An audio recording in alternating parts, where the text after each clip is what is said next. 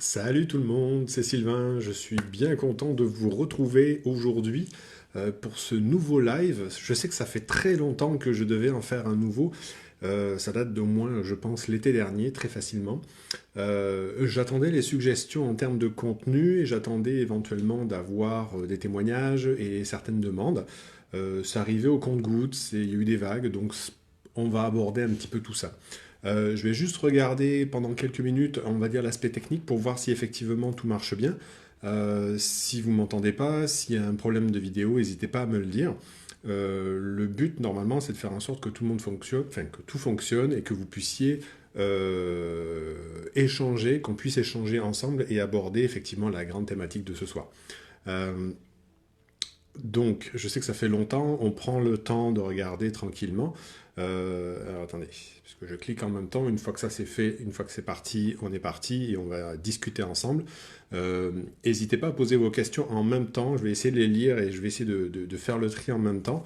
Et sinon, on va essayer d'aborder ça tranquillement et on va voir ce que ça va donner. Alors, est-ce que je suis là quelque part? Je regarde juste si je m'entends.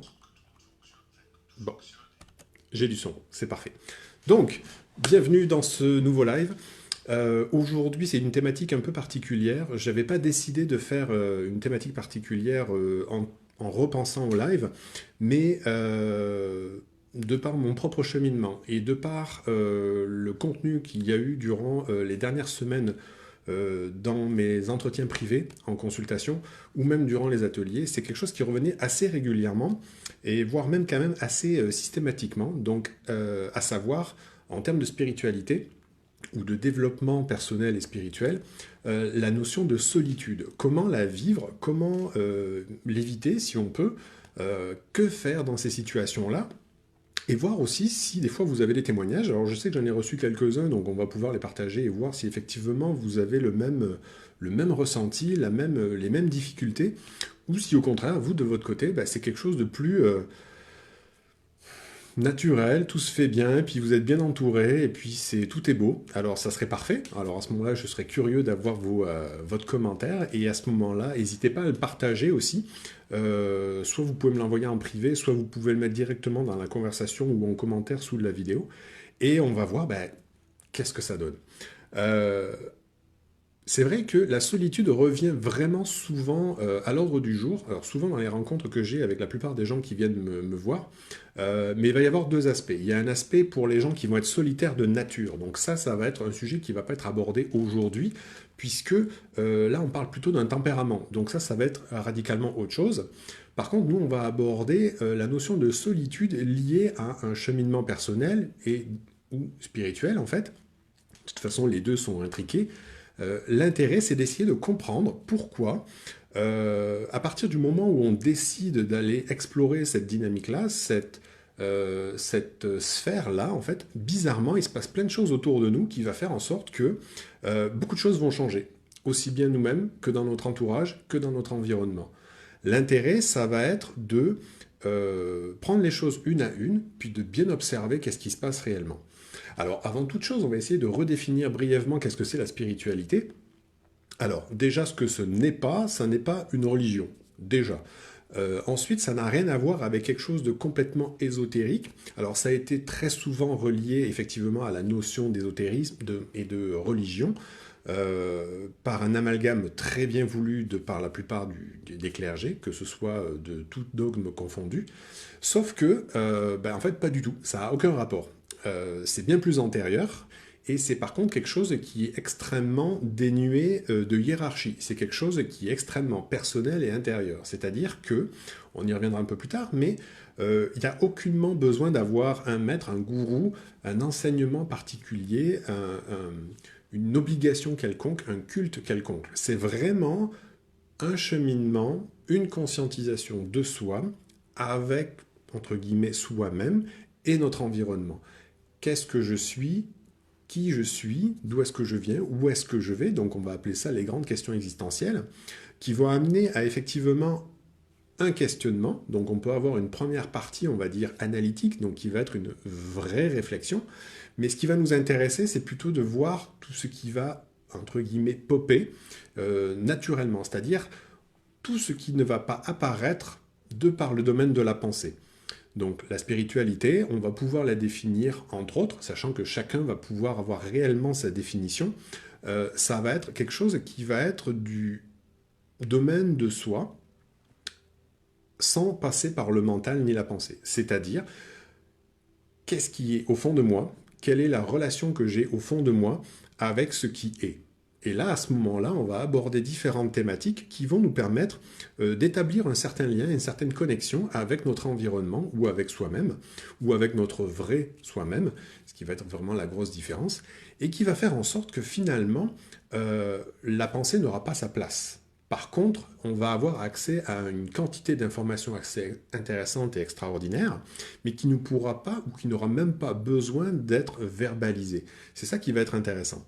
Le mental a toujours une tendance, lui, à réapparaître à droite et à gauche pour justement essayer de nommer, pour essayer de mettre en place des choses connues pour se sécuriser. Ça permet d'appréhender ce qui nous entoure, et même d'ailleurs une partie de nous-mêmes, pour justement faire en sorte que on soit capable de se raccrocher à quelque chose sans pouvoir tomber dans les tréfonds, on va dire, du possible. Alors ça peut paraître des notions un peu bizarres, mais à partir du moment où on ne pense pas, imaginez-vous ou rappelez-vous quand vous êtes des fois dans la nature, ou quand vous êtes au bord d'un lac ou en forêt, vous laissez votre attention s'accaparer par une feuille qui tombe, un écureuil, une fourmi, peu importe en fait. Et en général, on se retrouve dans un état qui fait qu'il n'y a pas de pensée à ce moment-là. On est vraiment en train d'être complètement accaparé par la fourmi, par exemple, et la distance entre les deux disparaît. On est tellement absorbé par la fourmi qu'on devient quasiment la fourmi, les séparations n'existent plus. Donc ce que le mental ferait, justement, les séparations, euh, pendant cet espace-là, justement, ça n'existe plus. Et c'est ça qui devient intéressant parce que concrètement parlant, on s'aperçoit que la façon dont on fonctionne au quotidien entraîne justement la séparation des choses, et c'est ce qu'on va appeler aussi la saisie, pour ceux qui ont l'habitude de mes ateliers ou de mes rencontres. C'est le mental a besoin de mettre des mots sur des choses pour se sécuriser et pour pouvoir retomber sur des notions connues, et donc à la limite pouvoir rester, on va dire, concret et safe. Sauf que une partie de nous, bien plus profonde et bien plus, on va dire, archaïque peut-être, mais qui est à la fois bien plus vaste, n'a pas besoin de tout ça. Ça a plus besoin d'une connexion toute simple, c'est naturel, c'est déjà là, ça ne nécessite rien du tout, si ce n'est faire attention. Et c'est là où ça va devenir intéressant. On se le permet quand on va en nature, par exemple, ou quand on déconnecte de notre train-train quotidien citadin pour ceux qui habitent en ville. Mais dès qu'on va à la campagne, on recommence à tout de suite se calquer sur ce rythme-là, sur cet intérêt-là. On va écouter plus facilement les sons de la forêt, par exemple, ou de la campagne. On va se laisser accaparer par cet environnement-là qui va faire en sorte que finalement les pensées ne sont pas ou plus là. Et on va devenir cette espèce de silence qui est tout. Et c'est là où ça va devenir intéressant pour expérimenter par la suite. Donc effectivement, en spiritualité, ça veut dire beaucoup de choses et pas grand-chose en même temps. Beaucoup de cultures vont avoir des notions différentes, vont avoir des aspects très contradictoires par rapport à ce que vous allez pouvoir étudier. C'est pour ça que la plupart du temps, j'essaie de vous dire, au moins les gens qui viennent me voir moi, faites votre expérience vous-même. Ne vous basez pas sur une lecture, sur une vidéo, sur moi, sur quoi que ce soit. Basez-vous sur votre expérience vous-même. La plupart du temps, vous allez vous dire tout simplement « mais je le sais ça ». Mais combien de temps avez-vous réellement passé à faire l'expérience? Et combien de fois avez-vous reproduit l'expérience? Combien de temps passez-vous dans votre journée réellement connecté à ce qui est, à votre environnement, à vous-même, à votre ressenti? Ou au contraire, combien de temps passez-vous dans votre mental à mentaliser, à nommer, à catégoriser toutes ces choses-là? C'est ça qui va être vraiment différent. Comment on accède à ça? Il y a plusieurs chemins, entre guillemets. Alors quand je dis accède à ça, c'est qu'est-ce qui fait qu'on va plonger dans le domaine de la spiritualité? Il y a principalement deux aspects. Le premier, je dirais, c'est le plus connu, le plus commun, on va dire, c'est l'aspect accidentel. C'est-à-dire, on a connu soit effectivement un épisode tragique, soit pour un proche, soit pour soi-même. On a vécu une période difficile, une maladie, un accident grave qui a fait que ça remet en question l'entièreté de notre vie et on ne voit plus les choses de la même manière. Deuxième aspect, il y a un aspect naturel, c'est-à-dire on a toujours eu un intérêt particulier pour cet aspect caché qui était là, mais qui appelle et qui nous incite à aller explorer ce domaine-là. Donc, peu importe le moyen qui va nous amener à aller explorer ça, c'est ça qui va être intéressant de se permettre d'y aller. Et c'est là où ça va encore être plus intéressant, du moins pour ma part, c'est passer d'un quotidien surmentalisé, c'est-à-dire où on est obligé d'avoir cette espèce de brouhaha mental, voire même juste aussi verbal, là, on est tout le temps en train de parler, on est tout le temps en train de faire quelque chose, à cette espèce de connexion qui va faire en sorte que c'est plus le silence qui va devenir prédominant. Le silence a une telle quantité d'informations en son sein que parfois il peut en devenir assourdissant. Alors, je ne sais pas si vous avez, pour certains, fait l'expérience du silence. Qu'est-ce que ça vous a fait vivre? Si vous avez des fois des commentaires, n'hésitez pas à les mettre dans le lien. Mais ça serait intéressant de voir comment chacun peut expérimenter ça à sa manière et comment des fois, en voulant le nommer, finalement, on déforme un petit peu notre expérience, mais en général, si plusieurs personnes le partagent, on va pouvoir justement voir un petit peu les différences que ça peut apporter, ou au contraire, les similitudes que ça peut générer. Ce qui va être intéressant, c'est que à partir du moment où on commence, c'est plutôt rare quand on en sort, quand on décide d'arrêter ça. Parce qu'on met le doigt dans un engrenage qui fait que on accède à beaucoup plus d'informations, on accède à des parties de nous qui sont beaucoup plus intéressantes que ce qu'on pourrait mentaliser par la logique et la déduction, puisqu'on ne va pas oublier que le mental, lui, n'est qu'une somme de croyances, de conditionnements, d'éducation qui fait que entre l'aspect naturel qui le constituait à son départ versus ce qu'il est maintenant, quand on a été éduqué par l'école, par la société, par nos parents, quand on a développé tout un tas de croyances vis-à-vis de certains besoins de sécurité ou d'objectifs dans notre vie, et qu'on a aussi développé tout un tas d'a priori, d'idées reçues qui font que finalement, on utilise des raccourcis mentaux qui fait que tout simplement, on a des croyances. Le simple fait de parler, des fois sans même réfléchir à ce qu'on dit, c'est un automatisme qui fait qu'on reproduit des schémas sans être vraiment conscient du contenu que ça tient. Et des fois, c'est pas du tout ça, et on s'en mord les doigts après. Donc l'intérêt, c'est de toujours être attentif à ce qui est derrière la pensée pour faire en sorte de faire un nettoyage, on va dire, de la pensée. C'est-à-dire qu'on pensera non pas moins, parce que le cerveau va continuer à générer de la pensée, ça c'est pas le souci, mais par contre notre attention, notre conscience, elle, va faire en sorte d'être plus attentive aux réelles choses intéressantes et surtout aux réelles choses qui semblent vraiment pertinentes sur l'instant. Parce que la seule chose qui compte, bien évidemment, c'est l'instant présent. J'en reparlerai pas là, mais j'en ferai peut-être une autre vidéo un jour. L'intérêt, c'est de ne pas oublier que on est, donc de être, sans être obligé de faire. Je suis déjà sans être obligé de faire. Je ne suis pas obligé, tel qu'on nous a enseigné, à faire encore et encore une quantité de choses astronomiques pour être reconnu, parce que j'ai fait tout ça. Avant même de faire quoi que ce soit, je suis là. Puis-je être reconnu pour ce que je suis de base? C'est ça qui va être intéressant. L'exploration de cet être-là de base. Qui je suis avant même de vouloir faire quelque chose. Et ça va passer par différentes méthodes, que ce soit la méditation, la contemplation, l'introspection, appelez ça comme vous voulez. Suivez la méthode que vous voulez, mais en fait, il n'y a pas de méthode. C'est simplement de prendre du temps pour observer ce qui est là. Donc c'est très simple. Il n'y a rien à faire si ce n'est mettre son attention, non pas sur l'extérieur, mais sur l'intérieur, et de regarder qu'est-ce que je suis en train de vivre en ce moment, qu'est-ce que je suis en ce moment, qu'est-ce qui est là. Et en fait, on veut juste observer ce qui est là.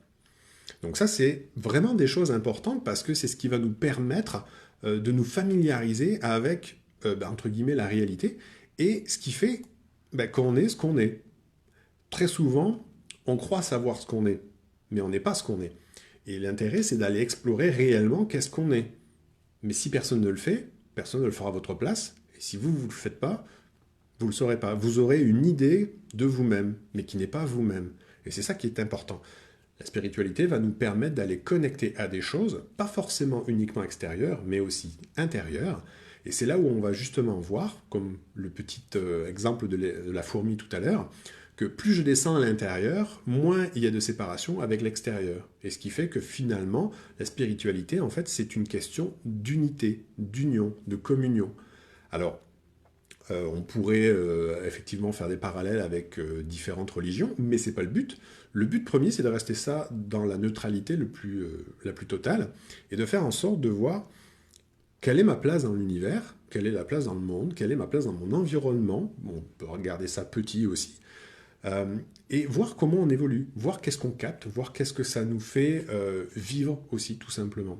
Tout ça, c'est des choses qui sont intéressantes, qui semblent des fois connues, archi connues et déjà répétées maintes fois. Mais encore une fois, il y a une grosse différence entre connaissance et expérience. Beaucoup d'entre vous connaissez ces notions-là, peut-être des fois certains non, mais tant mieux si je vous apprends quelque chose. Mais les autres, c'est combien de temps par jour, ou même par heure, accordez-vous à vous-même, à votre conscience de vous-même, à votre exploration intérieure? Est-ce que vous êtes toujours en train de faire quelque chose? Est-ce que vous êtes toujours en train de regarder quelque chose, de commenter quelque chose, de parler sur quelque chose? Ou est-ce qu'au contraire, de temps en temps, vous avez des moments où vous êtes à l'intérieur de vous-même? Dormir ne compte pas, hein, je précise de toute façon, parce qu'on me l'a déjà dit, je dors beaucoup, oui, mais c'est parce que ça compte pas, il faut être conscient, c'est un petit peu plus efficace. Donc ça, c'est vraiment hyper important. Ce qui va se passer, plus on devient attentif, par contre, plus il va se passer de choses, on va dire, spéciales.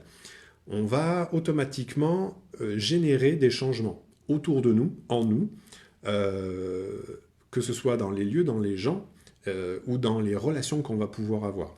Alors quand je dis relations, c'est relations au sens large, que ce soit conjoint, conjointe, que ce soit de la famille, que ce soit des amis, que ce soit des collègues, que ce soit avec des objets et des lieux. Et c'est ça qui va devenir très intéressant. L'objectif, en premier lieu, c'est de prendre conscience de quels sont vos besoins, quelles sont vos réelles motivations, quel est votre chemin dans la vie tout simplement.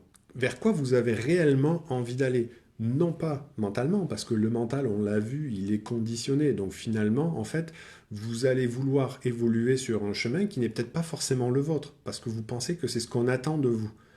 Moi, je vous parle de ce qui vient du cœur, ou des tripes. Au choix, comme vous voulez, la terminologie va être la même. C'est qu'est-ce qui vient du fond de vous et qui vous donne la motivation. Alors, comme je dis souvent, qu'est-ce qui vous donne le goût de vous lever le matin? Qu'est-ce qui vous fait vibrer? Qu'est-ce qui vous fait triper? Qu'est-ce qui fait que vous avez cette ligne de direction qui va faire en sorte que, après coup, vous allez pouvoir utiliser votre pensée, votre mental pour la structurer, pour être en adéquation avec le monde dans lequel on est, c'est plus facile pour communiquer, mais ça a besoin de cette espèce d'élan-là à la base pour faire en sorte d'initier cette mécanique, d'initier ce potentiel-là. Et à partir de là, on va pouvoir aller dans quelque chose de plus concret, de plus intéressant. Mais dans un premier temps, ça va nous permettre des fois de réaiguiller où on allait, vers ce qu'on faisait. Avant, on était peut-être un peu éparpillé dans notre quotidien. On côtoyait toutes sortes de gens, toutes sortes de personnes, on s'obligeait à voir plein de monde parce qu'on nous a appris ça, il faut être bien avec tout le monde, il faut côtoyer tout le monde, il faut être poli avec tout le monde. Bon, alors la politesse, ça n'empêche pas, hein, on peut toujours être poli avec les gens, mais on peut très bien ne pas avoir envie, ni même besoin de parler avec tel type de personne, ou telle personne, de telle rencontre. On n'a pas besoin de s'obliger à quelque chose à partir du moment où on a un ressenti particulièrement intense qui nous permet, qui nous amènerait à aller ailleurs. Alors, là, il faut toujours faire des subtilités parce que c'est facile de mettre des grandes cases dans des choses qui, en fait, finalement, incluent beaucoup de paramètres particuliers. Alors, si par exemple une personne vous donne un feeling particulier qui est un peu un rejet, une forme de rejet, ça peut être intéressant de voir si c'est pas vous-même qui vous mettez en condition de fuite parce que cette personne-là vous ramène à quelqu'un, entre guillemets, ou au contraire, est-ce que c'est pas plutôt quelque chose qui fait que cette personne-là vous dit rien du tout, vous l'avez jamais vue, elle ne fait écho à rien, du moins consciemment en tout cas, mais par contre, votre ressenti fait que ça ne marche pas. C'est pas une connexion avec cette personne-là, du moins pour l'instant, parce que ça c'est toujours pareil, on a une tendance à toujours à parler de manière définitive. Mais nous, nos ressentis fonctionnent pour l'instant. Ce qui fait que vous pouvez très bien revenir voir cette personne dans un mois, dans une semaine, dans 2 ans, dans 10 ans, ça aura peut-être changé. Donc l'intérêt, c'est de toujours se rappeler que tout ce que je suis en train de vivre et tout ce que je suis en train d'expérimenter, c'est ici et maintenant. Et uniquement ici et maintenant. C'est pas parce que j'ai une expérience, qu'elle soit bonne ou mauvaise, qu'elle va être toujours bonne ou mauvaise. Si je la reproduis, le résultat pourra très très bien changer.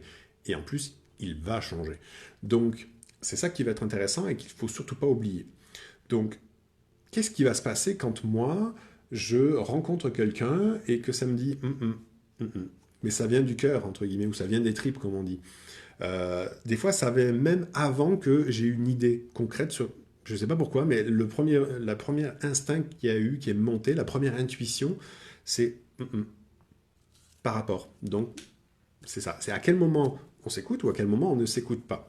Alors, personne en dehors de vous ne pourra vous dire qui a raison, qui a tort, pourquoi ni comment. La seule chose, c'est une accumulation d'expériences qui va vous permettre de vous aider à aller beaucoup plus profondément là-dedans.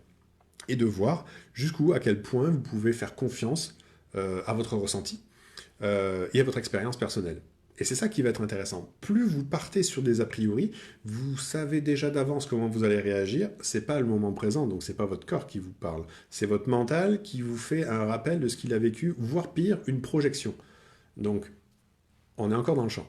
Donc c'est comment est-ce que je peux apprendre à développer toute cette partie-là, toute cette sensibilité-là, sans me biaiser par moi-même, qui est mon propre mental. C'est ça qui est intéressant à explorer aussi.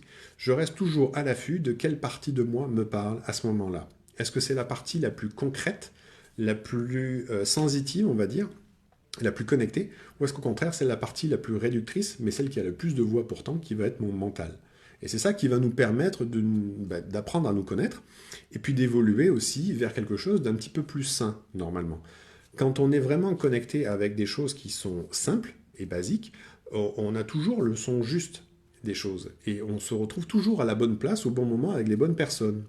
Il n'y a jamais d'erreur, c'est toujours un apprentissage, c'est toujours un excellent moyen pour évoluer et pour apprendre. Jamais, jamais, au grand jamais en fait, il n'y a d'aspect punitif dans une rencontre ou dans une situation. C'est le mental qui dit ça. C'est la partie égo qui nous dit « Ah, tu vois, je te l'avais dit » ou « Non, c'est pas ça ». Donc, on ne rentre pas là aujourd'hui, mais le but premier, c'est de se rappeler de quelle partie de nous est en train de nous parler. Quelle partie de nous est en train de nous pousser à expérimenter, à explorer, à vivre réellement ce pourquoi on est fait ou ce pourquoi on a le goût d'aller explorer, ou au contraire qui nous étouffe, ou au contraire qui nous juge et qui nous critique, comme d'habitude. Donc c'est ça qui va nous aider. La spiritualité, en temps normal, se passe de mots. Alors ça fait bizarre quand j'ai dit tout ça avant, mais en fait c'est ce que je dis souvent dans les accompagnements que j'offre, c'est que l'expérience n'a pas besoin d'être mentalisée. Dès qu'elle est mentalisée, on lui fait perdre de sa saveur, de son contenu, ce qui fait que finalement, en fait, on la dénature. Puis le temps qu'on l'examine, qu'on l'analyse pour pouvoir la verbaliser, on n'est plus dans l'expérience, on est dans le mental qui est déjà en train de se nourrir du souvenir que j'ai de l'expérience pour pouvoir la nommer. Mais en attendant, pendant que je suis en train d'analyser ça, je ne suis plus du tout en train d'expérimenter. C'est ça qui est dommage. Et quand on sait que mon moment présent devient mon passé, j'ai intérêt à ce que mon moment présent soit de bonne qualité. Si je suis toujours dans mon mental pendant mon moment présent, ça veut dire que, indirectement, je suis dans mon passé, au lieu d'être dans mon moment présent, et j'en construis mon passé. On s'entend que ça ne crée pas forcément un avenir super. Donc le but premier, c'est de revenir ici et maintenant à expérimenter réellement ce qui est là. Alors, ce qui en revient, c'est qu'effectivement, comment on fait ça quand on a une famille, quand on a un chum ou une blonde, des enfants, puis toute la totale en fait. Alors, il n'y a pas de recette absolue. S'il y en avait une, je pense qu'elle serait connue depuis longtemps, et puis à travers toutes les civilisations qui ont expérimenté et qui ont qui ont développé différentes approches, on l'aurait su, mais il n'y en a pas, en fait. C'est chacun va découvrir sa méthode, son moyen. Ça ne nécessite pas des heures et des heures de pratique, puisque, encore une fois, c'est une question d'instant, c'est une question de moment. Dès que je suis présent, ça peut prendre juste une respiration, une seconde. Ça suffit. Ça suffit jamais réellement, parce que ce qui va nous intéresser, c'est la répétitivité. C'est-à-dire, je suis présent une seconde, puis je suis présent une seconde, puis je suis présent plein de secondes dans ma journée, ce qui fait que je serai peut-être beaucoup plus présent, mais par intermittence, que à vouloir m'accorder juste un 20 minutes ou un 30 minutes de présence le matin dans une méditation qui va être guidée, mais pendant lequel je vais faire du va-et-vient avec mes pensées, en écoutant la voix du guide, etc. C'est ça qui va être difficile. C'est pour ça que je prêche toujours pour, on va dire, une autonomie. Chacun va faire sa manière, mais l'intérêt, c'est de faire quand même. C'est-à-dire se donner le temps d'expérimenter, de descendre à l'intérieur de soi et de voir justement qu'est-ce qui est là. S'il y a bien une chose qu'on ne sait pas, c'est qu'est-ce qu'on est, soi-même. Et la souffrance, notamment moi je le vois en termes d'accompagnement, quand les gens viennent me consulter par rapport à des douleurs qui sont là depuis très longtemps et que leur médecin leur dit mais c'est parce que votre corps il va très bien, c'est juste là. Donc effectivement on a l'option d'aller d'aller consulter, d'aller voir un psychologue, un psychothérapeute. Mais ce qui va être intéressant, c'est de voir tout simplement quelle est la différence qu'il y a entre vous, votre réalité, et l'idée que vous avez de vous. Et très souvent, entre ce que vous croyez de vous-même versus la réalité, il y a un gros fossé. Et ce qui va se passer, c'est que quand vous allez de plus en plus confronter à votre réalité, c'est là où la souffrance va apparaître. Et effectivement, en général, quand on arrive à un stade de burn-out, par exemple, d'épuisement, c'est la chute. Et en fait, c'est quand l'idée est obligée de revenir rencontrer la réalité. Ce qui va être intéressant, c'est de passer du temps à se familiariser avec sa réalité, pour faire en sorte de ne pas partir dans l'idée qu'on a de la réalité. Et à ce moment-là, on se retrouve à être en permanence, ou du moins le plus souvent possible, avec ce qui est réellement là. Là, je parlais de soi, mais ça marche aussi avec notre environnement. Est-ce qu'on peut passer du temps de qualité avec soi-même et avec son environnement pour faire en sorte d'en apprendre beaucoup, déjà, tout simplement, pour apprendre concrètement de ce qui est là, pour permettre aux autres de faire le même cheminement éventuellement, c'est-à-dire non pas les forcer à faire quoi que ce soit, parce que c'est jamais en forçant quelqu'un qu'on va l'habituer, et d'ailleurs l'amener à s'intéresser à ce domaine-là, c'est plutôt en inspirant les gens.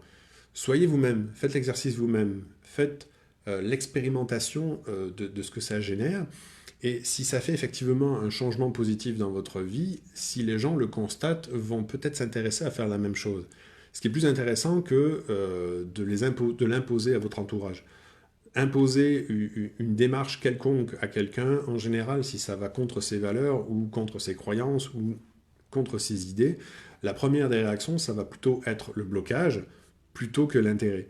Et donc, c'est pas du tout le but recherché. Le but recherché, c'est d'essayer de libérer de ses croyances personnelles, déjà, c'est ce qui est pas mal. D'essayer de revenir à la réalité telle qu'elle est, concrètement.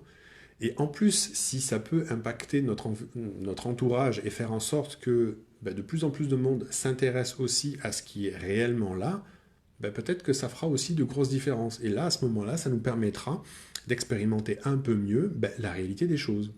Et la réalité n'est pas morose, le monde n'est pas cruel, le monde n'est pas contre nous, contre vous, etc. Ça, c'est encore une fois le mental qui lui-même a construit une idée idyllique de cet environnement-là, qui n'a jamais existé, et il s'y raccroche de tout son possible. Sauf que, effectivement, plus il est confronté à la réalité, plus ça coince.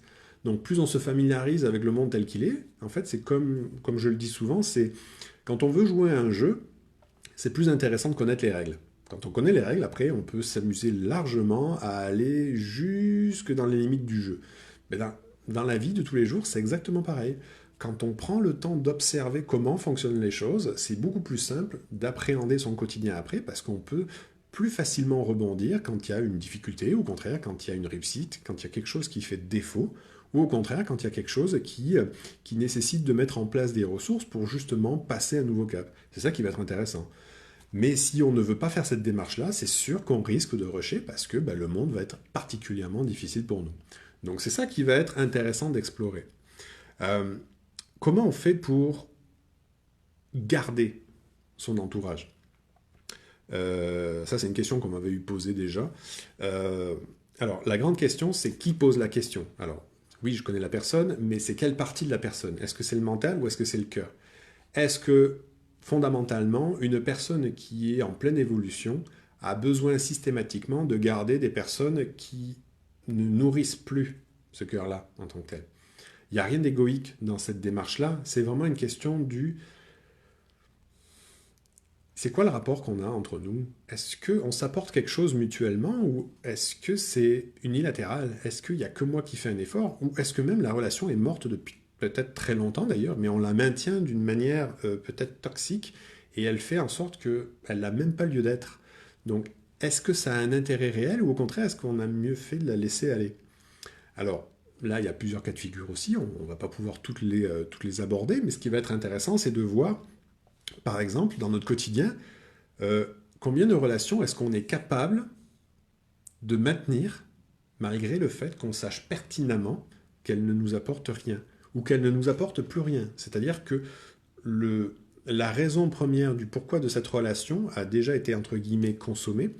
C'est-à-dire on a déjà eu cet échange d'informations, cet échange d'expériences qui a fait en sorte que c'est fait. Et finalement, voilà, c'est fait. Pour l'instant, on n'a plus rien en commun, entre guillemets. Donc soit effectivement on la maintient, et si elle a effectivement encore de quoi avoir un échange, elle se maintiendra, et ça sera une relation dite saine, normale. Mais si elle n'a plus rien en commun, entre guillemets, et qui fait en sorte qu'elle nous coûte plus qu'autre chose, on a tous des gens dans notre entourage qui font que dès qu'on y pense, c'est comme ah, si j'appelle pas, elle m'appelle pas. Si je fais rien, si je propose rien, elle fait rien. C'est toujours moi qui fais le premier pas. Il n'y a jamais, il y a jamais une réciprocité dans l'échange. À quel moment c'est une relation, tout court en fait, à quel moment c'est une relation? Ça n'est pas une relation, ça c'est un lien de connaissance, c'est un poids mort. Ça ne sert à rien. Et au contraire, il y a des gens avec qui on n'a pas l'impression d'avoir de lien particulier, mais à chaque fois qu'on les voit, il y a quelque chose qui automatiquement se fait. Soit dans la discussion, soit simplement dans la présence. Il y a beaucoup de gens que l'on connaît dont on a besoin uniquement de leur présence, pas forcément de leurs paroles. Et c'est ça aussi des fois qu'on a du mal, c'est-à-dire j'aime ça quand tu es présent, mais tais-toi. En gros, c'est pas mal l'idée. Parce que des fois, une relation aborde différentes parties de nous qui n'a pas forcément besoin du mental et de la parole. Des fois, on aime ça, la présence de l'autre, son énergie, ce qu'elle dégage, sa présence, son écoute, tout simplement. Peu importe. Mais c'est vraiment reconnaître qu'est-ce qui est là. Encore une fois, on rejoue sur vraiment la réalité, c'est-à-dire, ok, la relation là, elle est clairement de cet ordre-là. Alors, si on est le seul à faire cette démarche-là, entre guillemets, de prise de conscience de la réalité, bon, c'est un début, mais si c'est à double sens, c'est-à-dire que si l'autre personne s'y intéresse aussi, là ça devient génial parce que là du coup on peut aller approfondir nos relations et on peut aller encore plus loin dans l'expérience de justement qu'est-ce qui est derrière ça. Et bizarrement, on n'aura plus besoin du mental, on n'aura plus besoin de la parole. Ça va être des expériences intérieures que chacun va vivre de son côté, qu'on pourra partager ensuite pour voir justement comment chacun l'a perçu. Et c'est ça qui va être génial. Parce que euh, l'expérience de soi est une expérience au complet. Elle n'a pas besoin de se commenter, ou intérieurement, ou même verbalement. Donc ça va être intéressant de s'amuser justement à expérimenter ce genre de relation. Euh, bon, quand on est avec un membre de la famille, on me demandait aussi. Alors c'est sûr, on peut difficilement couper court à un membre de la famille. Dire, bon, voilà, surtout si c'est un premier degré, par exemple, si c'est un enfant à charge, par exemple, ou quoi que ce soit. Donc là, encore une fois, ça va dépendre. Ça va être beaucoup du cas par cas parce que beaucoup de choses vont dépendre du contexte, de l'environnement, de l'éducation, de différents facteurs particuliers. Donc je ne rentrerai pas forcément là-dedans, mais il y a toujours des solutions, il y a surtout une réalité à tout. Ce qui va être intéressant, ça va être de décortiquer qu'est-ce qui se passe réellement. Et ça va passer par quoi? Ça, par contre, ça va passer par une communication authentique. On va essayer de voir clairement qu'est-ce qui se passe. C'est-à-dire, s'il y a des griefs, quels sont-ils? D'où viennent-ils? Qu'est-ce qui les alimente? Qu'est-ce qui fait qu'ils se maintiennent malgré tout? Et partant de là, ça va nous faire descendre chacun à l'intérieur de nous et voir qu'est-ce que ça alimente, ou au contraire, qu'est-ce que ça vient toucher, et faire en sorte de pouvoir travailler dessus, c'est-à-dire pouvoir observer ça, pouvoir découvrir quelle blessure, par exemple, ou quelle notion est à travailler, ou à approfondir, ou à renforcer pour faire en sorte de mieux vivre et de passer au travers de ça. Il y a vraiment plein de possibilités. Donc ce qui va être intéressant, c'est d'expérimenter tous les cas de figure. Non pas de les lire ou de les voir en vidéo comme on l'aborde là, mais vraiment de l'expérimenter. C'est-à-dire, vous vous mettez face à une situation, par exemple dans un film ou dans la rue, ou face à un collègue qui vous raconte son histoire, c'est tout de suite prendre ce temps-là pour observer qu'est-ce que ça vous fait vivre à vous. Est-ce que ça fait un écho, par exemple, dans votre vécu, actuel ou passé? Et, ah ouais, c'est vrai, ça fait quoi telle chose, telle situation, telle personne. Et c'est l'occasion parfaite, bon, à moins que vous soyez au travail ou en train de conduire, mais si vous avez le temps d'observer ça, c'est prenez un moment, un temps de qualité avec vous-même pour vous dire, ah ouais, c'est ça réellement qui est là.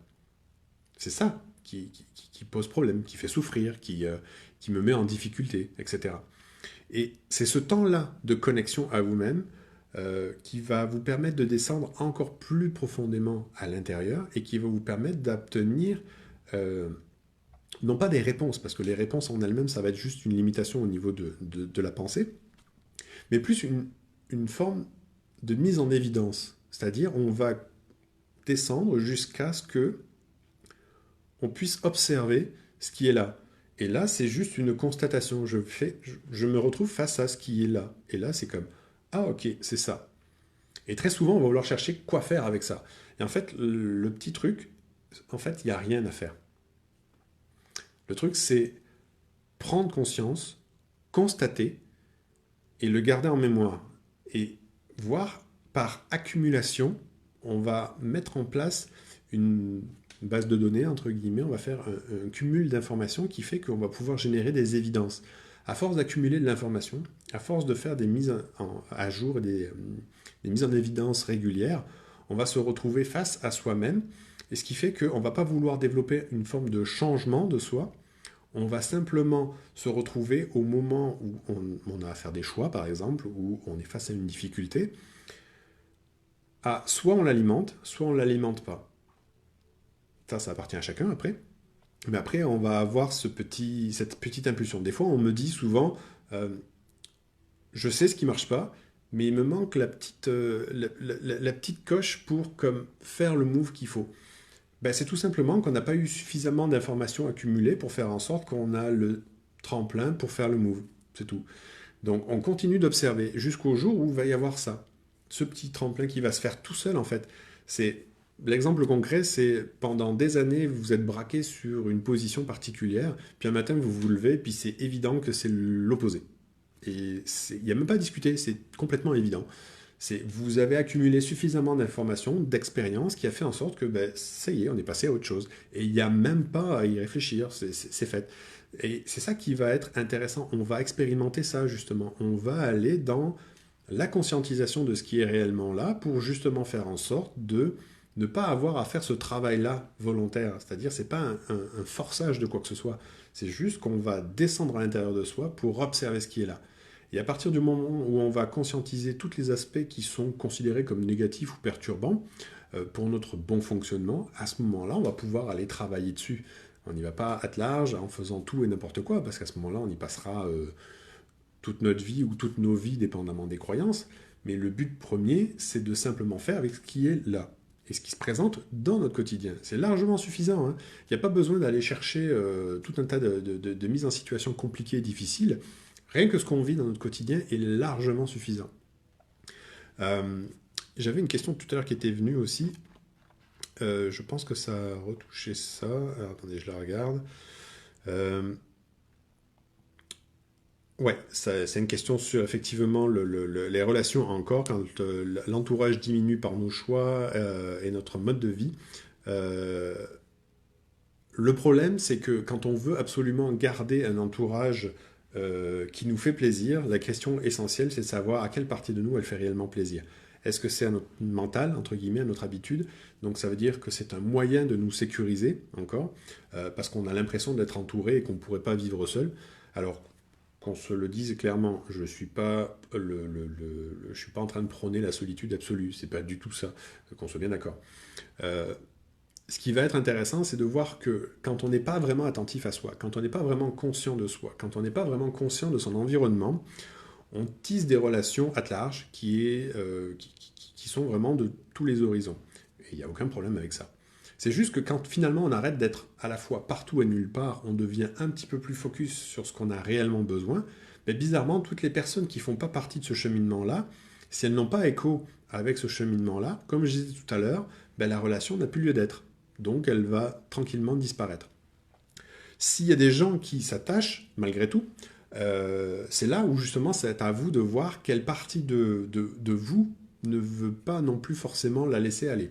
Et c'est là aussi où c'est justement encore une fois une occasion pour descendre à l'intérieur de soi et expérimenter qu'est-ce qui est à travailler, qu'est-ce qui se passe au niveau de l'attachement, qu'est-ce qui se passe au niveau de l'abandon éventuellement, à tout un tas de notions comme ça qui pourraient être intéressantes d'explorer.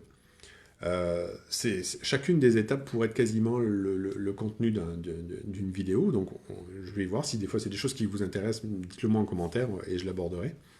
Mais ce qui va être intéressant, c'est ça, c'est plus je descends à l'intérieur de moi, plus je reconnais entre guillemets ce pourquoi je suis fait et ce pourquoi j'ai matière à être, et à ce moment-là, ça recentre vers les personnes que j'ai besoin dans mon entourage pour continuer à nourrir cette évolution-là. Le problème, c'est que contrairement aux besoins de sécurité du mental, le cœur, lui, n'a pas besoin d'une source sécurisante en tant que telle. Chaque être humain va être à la même enseigne, ça va être la même chose. Les personnes sur lesquelles je m'accroche aujourd'hui, ou même sans être accroché, juste habitué en fait, peut-être que dans 5 ans, elles seront plus du tout là. Parce que j'ai bougé de pays, j'ai changé de ville. Dans tous les cas, il va y avoir un changement qui va se faire. Donc c'est important de se poser la question à savoir de quoi est-ce que j'ai réellement besoin? Est-ce que ces gens-là me nourrissent aussi à ce niveau-là ou pas? Et est-ce que c'est réellement dans le but de me faire évoluer? Ou au contraire, est-ce que c'est juste dans un besoin de me sécuriser? Et ensuite, à quel moment aussi est-ce que c'est réciproque? Parce que s'il y a un cheminement particulier, ça veut dire que chaque personne chemine aussi. Donc ça veut dire que techniquement, il y a un moyen d'échange à ce niveau-là. S'il y a bien un thème sur lequel la plupart des gens ont de la difficulté à communiquer, c'est le développement personnel, la spiritualité et l'intériorité. On ne va jamais oser poser une question sur un ressenti potentiel d'une autre personne. Parce qu'on a peur de la réponse. Et pourtant, c'est la base. Si on commence à se poser les bonnes questions, et si on commence à poser les bonnes questions, on va simplifier les relations et on va authentifier ce qui est là, et ça va nous permettre d'aller beaucoup plus loin dans ce qu'on a besoin de faire, et surtout d'aller beaucoup plus vite. C'est-à-dire, on lâche les freins, et on se permet d'expérimenter, et on se permet de vivre réellement. Sinon, encore une fois, on est dans l'idée qu'on a de la réalité, plutôt que de la réalité elle-même. Donc là où la réalité irait peut-être très très vite, peut-être que vous, l'idée que vous avez besoin de sécurité à chaque fois pour y aller, et ça va vous mettre des ralentisseurs. Et c'est pas le but. Mais quand on en prend conscience, c'est plus efficace, et à ce moment-là, on pourra aller plus vite. Mais il faut y aller étape par étape. Donc on va y aller tranquillement. Euh, Ce que je pourrais dire, parce qu'on pourrait parler pendant des heures aussi, c'est que effectivement, cheminer nous fait recentrer sur nos propres besoins et sur une certaine forme de connexion et de communication avec le monde qui nous entoure. Mais je ne suis pas séparé du monde qui m'entoure. Je fais partie de ce monde-là et je suis ce monde-là. Et ce qui fait que finalement, toutes les personnes qui ne sont pas du tout dans cette dynamique-là, vont pas forcément rester dans votre vie. Et vous-même, vous allez voir, vous allez y trouver très très peu d'intérêt à côtoyer ces personnes-là. Ce qui va être intéressant, c'est de vous entourer de personnes qui sont pas forcément comme vous. C'est pas le but. Le but, c'est pas d'avoir des copies de soi-même. Le but, c'est d'avoir des gens qui vous nourrissent. Mais si ces personnes-là vous nourrissent, c'est que quelque part, vous les nourrissez aussi. Donc ça veut dire qu'il y a un échange qui est fait. Puis une relation, ça peut durer un regard. C'est tout. C'est déjà une relation. Il y a eu un échange qui a été fait. Il y a eu une mise en relation entre deux personnes, entre deux êtres. Peut-être que vous aviez juste besoin d'un regard. Vous avez peut-être juste besoin d'un sourire à ce moment-là pour vous rebooster, vous faire en sorte que ça reparte. Et c'est tout. Le piège, c'est de vouloir faire en sorte de faire maintenir cette relation alors qu'elle a plus lieu d'être. C'était juste ça dont vous aviez besoin.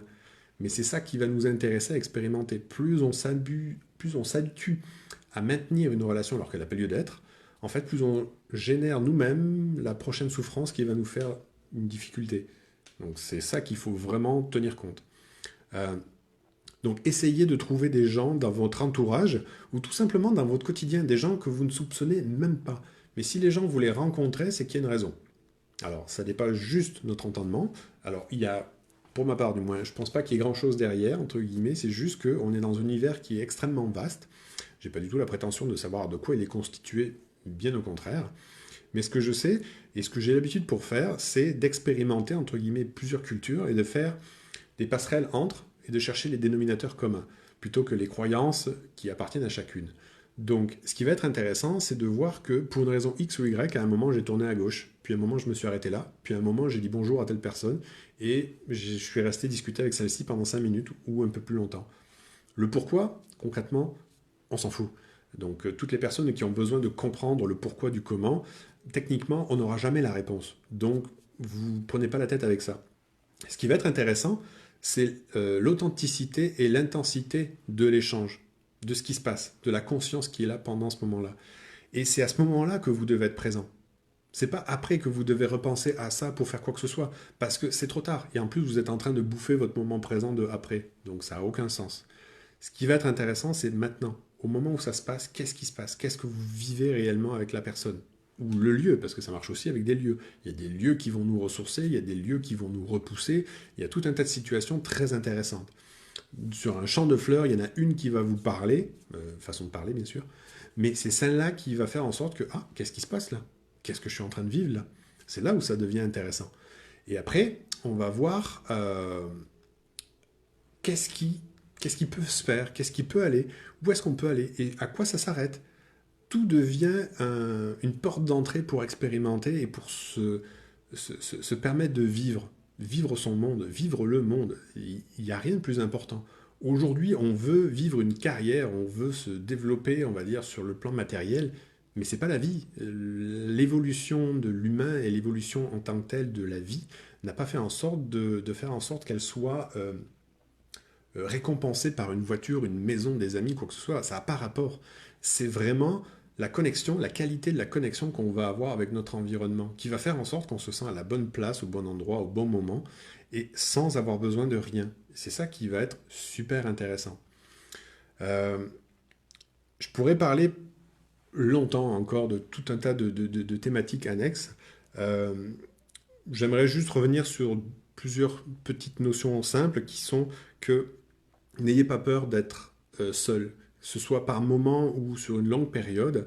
euh, Explorez autour de vous, recherchez des endroits où vous pouvez trouver des gens qui ont peut-être le même centre d'intérêt. Allez dans un centre de méditation, allez dans un centre culturel et essayez de chercher quelque chose qui va être en lien avec la philosophie, alors que ce soit occidental, grec ou que ce soit oriental, peu importe, mais faites en sorte de côtoyer des environnements où vous savez qu'il y a une forme de cheminement particulier. Si vous savez qu'il y a ces endroits qui existent, il y a forcément des gens qui sont à l'intérieur qui ont forcément un peu de près ou de loin ce type de cheminement-là. Après, ça va être de voir justement, à nouveau, quelles sont les relations qui vont apparaître à ce niveau-là. Est-ce qu'il y en a qui vont se faire ou pas se faire, etc. Et c'est ça qui va nous permettre de sortir un peu de notre isolement aussi. Il y a un moment que si on reste tout le temps dans notre coin, c'est sûr, ça risque de coincer.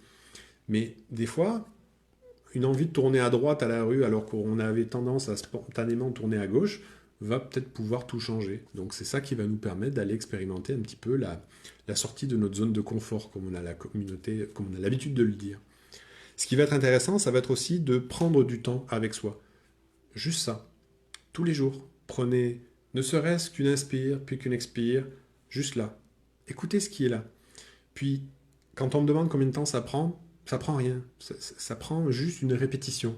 Plus on le fait souvent, plus on est confortable, plus on descend, plus on découvre, plus on est curieux, plus on descend, plus on découvre, et ça n'en finit jamais. Et c'est ça qui est intéressant. Il n'y a pas besoin de se martyriser, on veut rien faire. On veut juste apprendre à se connaître et on veut juste se reprendre à la place qui est la nôtre à la base. Je ne suis pas un citoyen, je suis avant tout un humain qui a vécu et qui s'est développé sur une planète avec un système de vie qui l'entoure. C'est ça la réalité. La société vient bien après. Mais fondamentalement, l'être humain a toujours besoin de la nature. Pensons-y. Si vous avez des questions, n'hésitez pas, laissez-les moi en commentaire, et sinon je vous dis à très bientôt pour un prochain live. Bonne soirée!